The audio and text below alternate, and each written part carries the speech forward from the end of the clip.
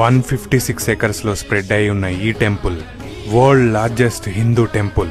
81 ఆలయాలు, 39 మండపాలు, 21 గోపురాలు, 7 ప్రాకారాలు కలిగిన ఈ ఆలయాన్ని చోళులు, పాండ్యులు, హోయసల, విజయనగర సామ్రాజ్య రాజులు కలిసి తరాల పాటు నిర్మించారు. ఇదే మన తమిళనాడులోని శ్రీరంగం. శ్రీరంగం అనగానే ప్రతి ఒక్కరికి గుర్తొచ్చేది మాత్రం ఈ రాజగోపురం. ఇది నిజంగా గోపురాలకే రాజు. 13 అంతస్తులు, 236 అడుగుల ఎత్తుతో ఉన్న ఈ గోపురం ఏషియాలోనే అతిపెద్ద గోపురం. అయితే ఇది నిర్మించటానికి దాదాపు 400 ఏళ్లు పట్టింది. ఇంత అద్భుతంగా కలియుగ వైకుంఠంగా పిలువబడే ఈ ఆలయానికి ఒక విషాదమైన చరిత్ర కూడా ఉంది.